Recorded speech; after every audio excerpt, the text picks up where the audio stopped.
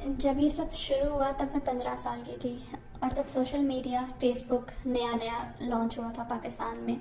मतलब हमारी एज के लोगों के लिए हमारे बीच हमारे ग्रुप में नया इंट्रोड्यूस हुआ था। तो मुझे उस शख्स ने तब अप्रोच किया। मैसेजेस कुछ यूँ थे कि जैसे वो मुझे जानता हो, इम्प्रेस करने के लिए। शुरू शुरू में जब हमारी बातचीत शुरू हुई तो वो बिल्कुल नॉर्मल था, बहुत केयरिंग, बहुत नॉर्मल इंसान की तरह। तब मुझे कुछ समझ नहीं आती थी, मैं अंडर एज थी। मैं तब 15 साल की थी और वो मुझसे 8-9 साल बड़ा था।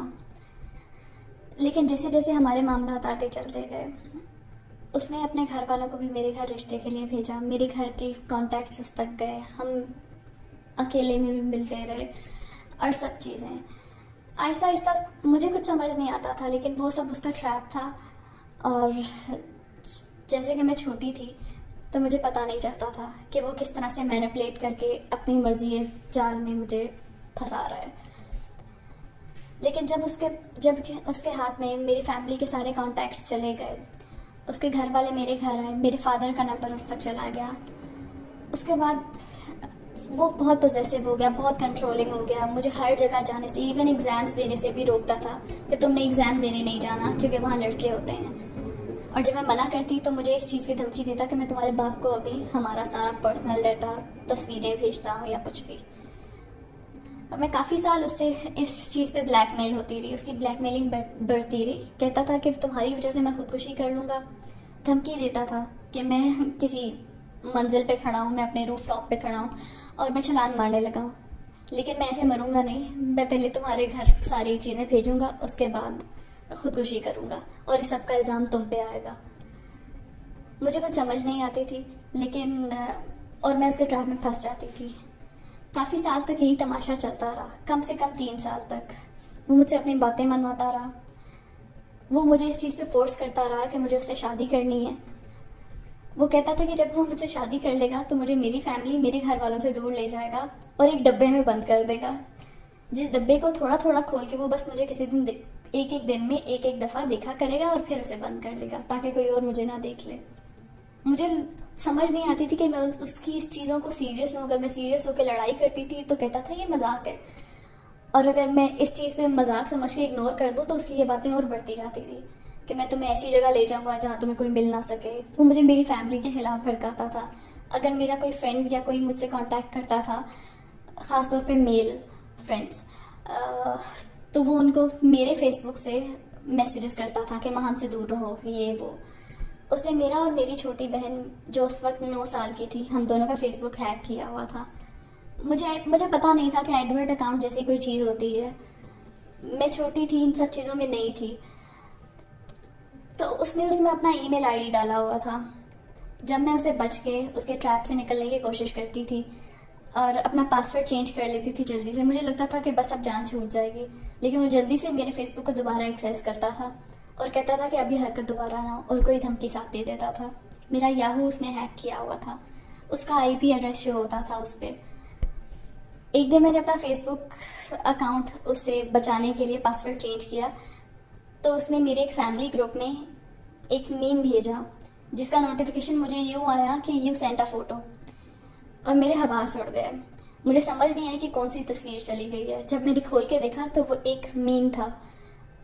उसने मुझे इस चीज़ को इस तरह से कहा कि आइंदा अगर पासवर्ड चेंज किया तो ये तस्वीर कोई और भी हो सकती है। वो एक धमकी थी सीधी सीधी कि अगर तुम मुझसे दूर भागने की कोशिश करोगी तो तुम अपने ख़ानदान के हर एक एक बंदे के फ़ोन तक पहुंचोगी और तुम्हारी सब बातें पहुंचेंगी। वो कहता था कि तुम अगर किसी से शादी करोगी तो वो तुम्हें अगले ही दिन घर छोड़ जाएगा।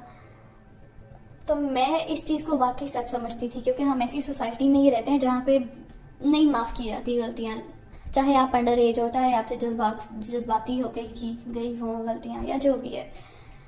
मुझे लगता था कि वो सही कह रहे हैं। मैं किसी को बता नहीं सकती थी, मैं अपनी किसी बहन को बता नहीं सकती थी। जब उसके घर वाले मेरे घर रिश्ते के लिए आए तो उसकी माँ काफ़ी बुराइयाँ मेरी और उसकी दोनों की करके गई। लेकिन बस मैं यही कहती थी अपने घर वालों को कि मेरी शादी उससे करते हैं। मेरे पेरेंट्स बहुत परेशान थे, उन्हें लगता था कि मैं उसके इश्क में पागल हुई जा रही हूँ, लेकिन ऐसा कुछ नहीं था।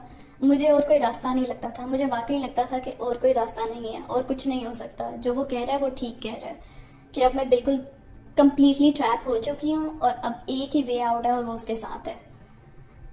तो मैं बस फैमिली को इसी चीज़ पे फोर्स करती रहती थी कि मेरी उससे शादी कर दें। किसी तरीके से मैंने उसे अपनी फेसबुक अपनी एक फ्रेंड की मदद से वापस ली।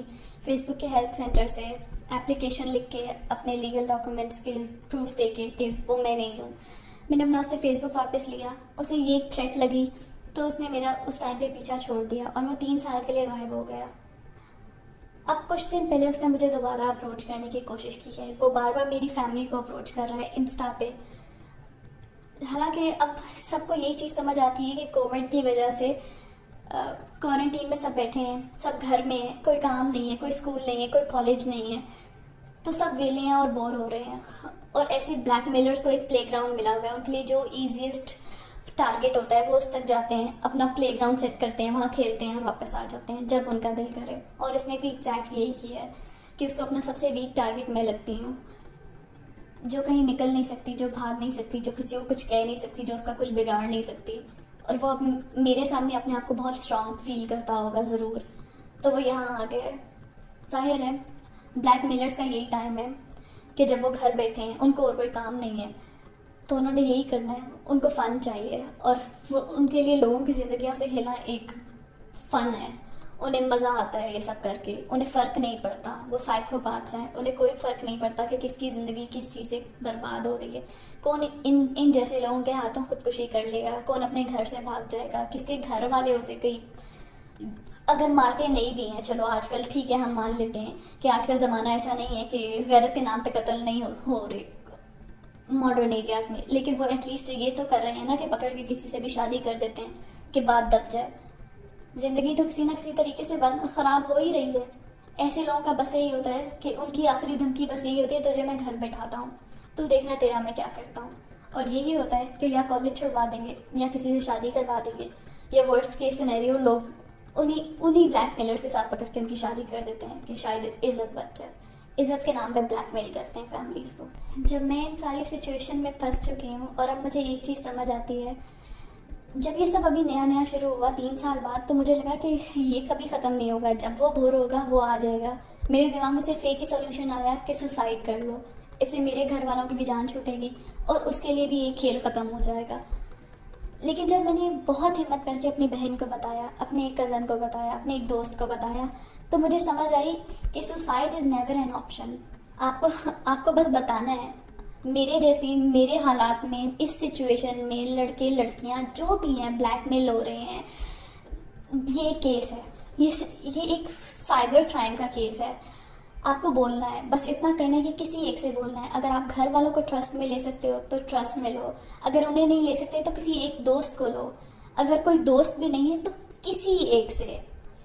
आप अगर सिर्फ उनकी हेल्पलाइन पे कॉल करोगे तो वो ही आपसे इस तरह से बात करेंगे कि जैसे वो बहुत हमारी राय और हमारी बात, हमारी कहानी उनके लिए बहुत मैटर करती है और वो इसका सॉल्यूशन निकालेंगे। उनसे सिर्फ बात कर रहे ही आपको बहुत हौसला होता है। तो इस सिचुएशन में आने वाले लोगों को बस पैनिक नहीं करना है, परेशान नहीं होना है, कोई गलत स्टेप नहीं उठाना, सुसाइड जैसा तो बिल्कुल भी नहीं, खुद को नुकसान नहीं पहुंचाना है। अगर किसी का नुकसान होना चाहिए सबके बाद तो उस ब्लैकमेलर का होना चाहिए, कि उसे पता चलना चाहिए कि किसी की ज़िंदगी उसके लिए खेल नहीं है कि वो खेले और निकल जाए। क्योंकि ऐसे लोगों के लिए कोई एक टारगेट नहीं होता, वो एट अ टाइम हज़ारों लोगों के साथ खेल रहे होते हैं। उनको और कोई काम नहीं होता है। किसी की अपनी ज़िंदगी ना होना तो वो इसलिए दूसरों की ज़िंदगी में इतना इंटरफेयर करता है।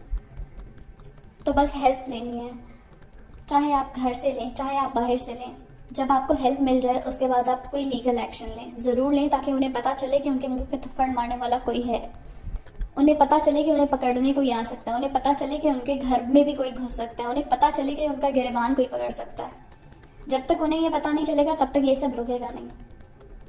तो बस यही है कि एटलीस्ट बोलो, सिर्फ बोलना है, उसके बाद कोई ना कोई हेल्प आपको ज़रूर मिलेगी और अल्लाह पे भरोसा रखो।